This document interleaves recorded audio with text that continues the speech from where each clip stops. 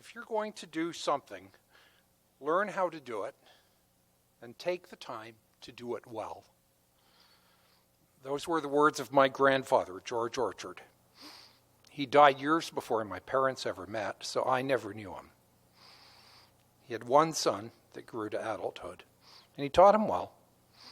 And we're here today remembering that son, Basil Cyril Lawrence Orchard. My name is Chris Orchard. I'm the eldest son of Basil and Miriam. Mom went by Marnie because she couldn't stand the name. I'd like to thank you for joining us today. My father was born in 1934 during the depths of the Great Depression. He was the eldest child of George and Doris. There were eventually 3 other boys, none of whom lived much more than a year. Dad was effectively an only child. His father was a radio electronics engineer who worked for Northern Telephone Company, which was that part of Bell Canada that made all of the equipment necessary for phones to work in those days. In the 1920s, telecommunications and radio was a field of rapid technological developments, and those were the cool jobs to have in those days. His mother, Doris, was quite musically inclined. She graduated from the Royal Ontario Conservatory of Music. She played the piano with great feeling, but her main forte was as an alto soloist. She sang professionally for a short time, but after Dad was born, she primarily sang in churches in Toronto.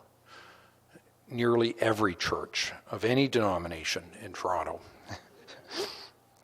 It was here that she nurtured what would become one of Dad's lifelong passions, music and singing. So we heard when he was 6 years old, he joined a choir and taking singing lessons. Piano lessons came later. And I think this must have been the child care method of the 1940s, just take your child to work with you to learn the family trade. This passion carried on over the years as he participated in choral singing and informally organized several choirs, including one from the members of the Olivet Church here. Also a musical group from the Center for Addiction and Mental Health where he'd worked, and even a choir from his 4 children. Most parents teach their children how to pray. He wanted and taught us how to sing our prayers at night. Now, Lord, keep us safe this night, we just sang, was an example of this. He sang that as a child, and it was passed on to the next generation. It's actually out of print today, so you've got one of the only copies. He loved teaching people how to sing, to take a novice the basic breathing techniques, and how to develop his tonal range and timing, and with practice turning that novice into somebody who could sing, eventually with confidence, and when they thought they had no ability whatsoever. God provided the ability, and Dad simply encouraged that singer to find what he didn't know was there. Even this year, he'd recently moved to a senior's residence and discovered they had a piano, and he came looking for his music books because there were people there who might like to sing. Take the time to do it well. He attended the Olivet Day School, and then located in the Parkdale area of Toronto, which also provided singing opportunities and classmates who became a number of lifelong friends, the people from this church. In fact, the members of this church in those days included an awful lot of musical talent. Growing up, there was church on Sundays. They also had a singing practice on a weeknight so that everybody could be ready to sing their hearts out on Sundays. From early on, the small family started to explore, and this led to camping trips and a new love of nature that was spawned. Thunder Beach on Georgian Bay was a favorite, and every year there was a summer trip to the Longstaff's family cottage on Mary Lake in Muskoka, and we heard about that a little before. Lakes, boating, and specifically sailing became lifelong passion. And during his high school years, he joined the Sea Cadets, and he learned from the pros: navigation, points of sail, tying knots, and all the rules to be followed on the water. Eventually became a reserve officer in the Royal Canadian Navy. And he started woodworking with his father in the basement. Some of these skills were passed on from father to son too. He loved the concept of working on a project and gradually, slowly bringing it to perfection. Together, father and son worked on many projects together. They built a workshop, restored old furniture, they built new furniture. He built his first radio. The big lesson was be gentle, many things can fit together as long as you don't force them. Also, with that observation and some common sense, you can think your way through almost any problem. Measure twice, test and check, and then cut once. They had in their house, in addition to the piano, an old organ, had a bellows on it. You would pump some pedals to push the air supply to provide the sound. And it wasn't long before father and son rigged up a vacuum cleaner in the basement, ran a hose through the ducts into the organ to provide continuous sound with much less work. Now that is creative. After the Olivet Day School, he attended the University of Toronto Schools, UTS. It's a high school run by the university, still there today. That school had a machine shop where he started to spend an awful lot of time to start thinking that this might actually be an occupation worth doing, because he seemed to have a talent with all things mechanical. His father had other ideas and suggested they might spend at least a year at the Bernathen College. He felt that studying philosophy there would be valuable and that would provide a framework to structure his life. Through UTS, he contacted some people involved with the University of Toronto about entering the medical school. In Dad's early 20s, he wanted a summer job on the water, and he signed on as a deckhand on the Imperial Windsor, a 250-foot-long tanker ship sailing the Great Lakes. They sailed all over the Great Lakes that summer, experiencing the storms of Lake Superior in a way that most of us never will, and down the St. Lawrence River to Sept-Îles.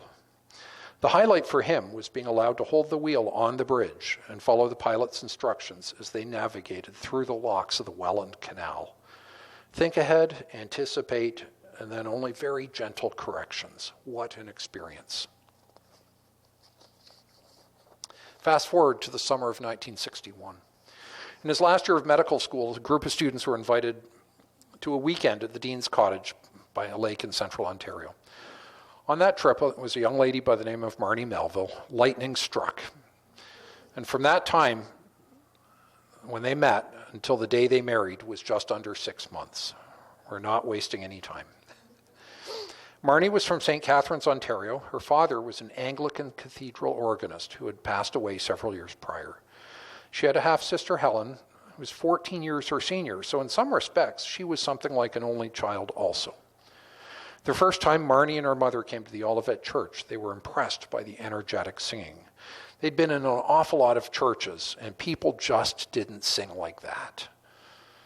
As newcomers to this church, it was a different experience, but the order of service was modeled on the traditional, familiar Anglican pattern. The people sang heartily, so it must not be a bad thing. And with that, Basil was accepted, and they were married in this church, right here, 63 years ago. Excuse me. So around this time, Dad got into another project with Toronto Brigantine. He used a government grant to get the youth off the street and build a sail training ship. And this was the Pathfinder. 72 feet long, double-masted, 8 sails, crew of 28 teenagers. It still sails today. Those woodworking skills were somewhat perfected, and Dad worked with a carpentry team on sections of the cabin, making sure that everything fit together perfectly. And a good woodworker once told me, woodwork on boats is a little bit different. If it's not perfect, you sink. So once Pathfinder was complete, they also got to sailing around the lake. I was born a few years later, and our family moved 2 hours north to Penetanguishene, Ontario, so Dad could do his residency. The hospital had a century-old farmhouse that we lived in, with a big shed at the back. A short walk from the front door was the beach and blue Georgian Bay beyond that. At home was a young wife who was a little unsure of being in a small boat on the water. So he set out to build a trimaran. It's a 3-hulled sailboat. It was 18 feet long, very fast and stable, so that Mom could overcome her fears. He bought the plans, lined up the materials, and put that shed to good use through the fall and the winter. He even got me to help reach the places that he couldn't because I had little hands. This is my first experience with the child labor laws. In the spring, he got a few people from the hospital to help carry the new sailboat down to the beach and launch it. And we went sailing and camping holidays and started to experience the 30,000 islands chain of Georgian Bay. Mom started to feel comfortable in the boat. She learned the basics of sailing. He was working to make her comfortable, and they would be able to share the same peace in nature that he had discovered when he was a boy. Once the sails were set, there was nothing like the peace of sitting back, enjoying the breeze, the gentle rocking of the waves. No motors, no rush to get anywhere fast. And he was just 30 years old. There were 4 children spread over 7 years, and when we moved to Toronto, he finally assembled a good workshop, and he equipped it well. He built cabinets and a first-class sound system for our family room. The speakers were all ported and finely tuned, and then connected to more speakers in the living room at the other end of the house. He effectively built himself a good quality surround sound system long before that became a thing to have. Handel's Messiah at Christmas, Beethoven, Mozart, Chopin, Schubert, Tchaikovsky, and especially the Bach organ works were favorites. More popular music also had appeal, and if it had the right sound and the melody worked for him, he was all for it. Of course, you could play a record or a CD. You could also play the organ, and all you needed to do was build it. And so he started to construct an electric organ in our basement. Speakers, bench, pedal board, all completed, and the body was started, and the company that designed the organ and made all the all-important electronics for it went bankrupt and the project stopped. My guess is temporarily. One day, I asked him how sailboats could possibly sail into the wind. So he showed me on a table napkin. Then he asked a loaded question. Did I want to learn to sail? So starting with the design in the workshop, we moved to the garage, and the next generation of father and son set out to build a sailboat. Taught me how to use tools correctly, make a plan, correct the mistakes, measure twice, cut once, and an 8-foot dinghy called the Swallow came into existence. That spring, he taught my brother Kevin and I how to see the wind, set a sail, and trim it. Cover a distance, harnessing only the forces of nature to propel us. In the summer, we put the boat on top of our car, the canoe on top of the tent trailer, towed the whole thing, family of 6, all down to the south shore of Nova Scotia, and we sailed the 8-foot Swallow on the Atlantic Ocean. I was only 10 years old at this time. Learn how to do it and take the time to do it well. Other families went on holidays to Disney. Not us. We explored Algonquin Park, Killarney, Muskoka, Temagami, the Haliburton Highlands. We drove to British Columbia, Quebec, and Atlantic Canada. We took a train trip 700 miles north to Moosonee and historic Moose Factory on the shore of James Bay, so we could experience some of Canada's north in the winter. We learned the history of Canada by traveling to where it happened. Mom and Dad felt it was important to know your country and the wide variety of people who share it with you. You can study what someone writes in a book, but if you put your feet on the same ground, you can make those observations for yourself, and you can form your own opinions based on who you meet and what you learn.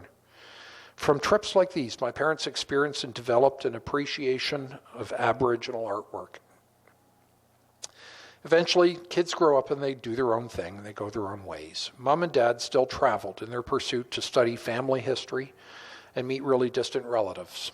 England, Scotland, Barbados, Jamaica, St. Kitts and Nevis, Guatemala, South Africa, Philippines, Israel, Egypt, Morocco, Spain. I've probably lost count, I think there was more. Finally, a cruise through the Panama Canal. Every trip had a purpose, an experience to be gained, a vista to be seen, ground to be trod upon, and people to meet. Mom had rheumatoid arthritis, and over the years had many surgeries to mitigate the damage that caused. And through it all, Dad went to great pains to help make her more comfortable, to make simple household tasks easier. Their love deepened ever more. When she was diagnosed with cancer several years ago, she decided not to treat it. Since she was 85, she'd already lived a good life. And if it was her time, and she was just fine with that. Both were comfortable with this approach, and if it was even as it's only a temporary separation.